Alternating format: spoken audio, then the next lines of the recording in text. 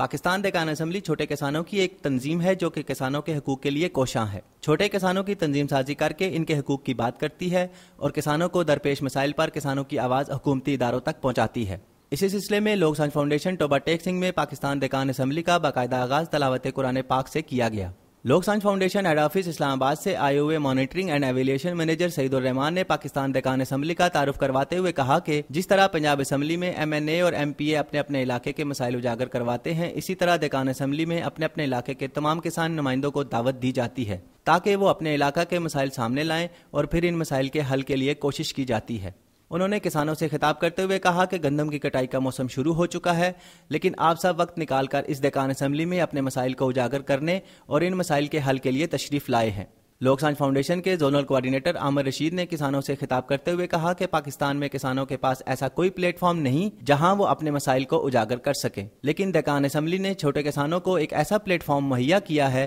جہاں پر کسان اپنے مسائل پر کھل کر بات کر سکتے ہیں اور پھر یہی کسان ان مسائل کا حل بھی تلاش کرتے ہیں۔ اس کے بعد دہقان اسمبلی میں شریک کسانوں کو 3 حصوں میں تقسیم کر کے گروپس بنائے گئے تاکہ وہ مارکیٹنگ، نامیاتی زراعت، بیٹی کپاس کے مسائل پر بات کریں اور پھر ان کا حل بھی تلاش کریں۔ آرگینک فصلاں بیجن واسطے اسی تیار ہیں جناب، لیکن سانو مارکیٹنگ دا جڑا مسئلہ ہے کیونکہ نہ تو سانو اتنے صحیح ریٹ ملتا آرگینک دا تے نہ ہی بہت ہی بیکورڈ جہا علاقہ ہے، نہ ہی کوئی ٹرانسپورٹ دا مسئلہ کہ باہر لے کے منڈیاں دے وچ جائیے، لہذا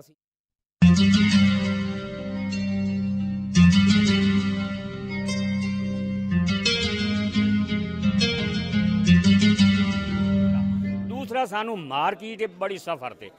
سانو کوئی معاوضہ ہی دا صحیح نہیں ملتا، یعنی کہ کوئی کنونسنگ دا انتظام ساڈے کول کوئی نہیں۔ اسی سائیکل تے مڑ کتنی ڈو لئیے بازار منڈیاں دے وچ، یہ منڈیاں جانے تے مڑ گھراں دی مرضی ہوندی ہے، کدی اسی لیٹ ہو گئے، کدی کوئی ریٹ نہ لگا، کدی کوئی ایہو جہے مسائل ساڈے۔ گنے دی سانو پیمنٹ نہیں ادا ہوندی، دوسری فصل تیار ہو جاندی ہے، وہ واسطے سانو کھاد پیسے نہیں ہوندے، اسی کھاد پاؤن واسطے بھی پیسے لوکاں کولوں ادھار لے کے پانی پیندی ہے، پھر سانو جی پیمنٹ ملتی ہے وہ سانو تھوڑے تھوڑے پیسے نال ملتی ہے، کدے 10,000 مل گیا، کدے 15,000 مل گیا۔ اس تو بعد پھر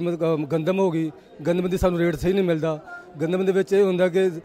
ریٹ 1050 روپے رکھیا ہے، ساڈے کول 900 روپیہ چکدے نے تے اس تو پھر گھٹ ریٹ چکدے نے، پھر وہ جہی بھرتی ہے وہ مثال طور تے ایک منڈی ہے وہ ساڈے کول 50 کلو دی بھرتی ہے، ساڈے کول 51 کلو لیندے نے یا 52 کلو لیندے نے۔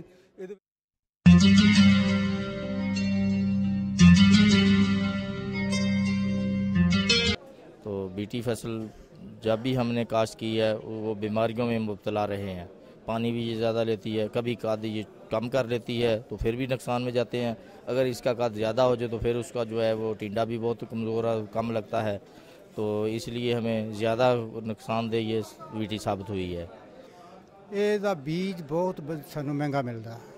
دوسرا یہ یکجہتی نہیں ہے، کدے چھوٹا ہوندا کدے بڑا ہوندا، اس تے بیماری دا حملہ بھی بہت زیادہ ہوندا، اس دا ریشہ جڑا نا اپنی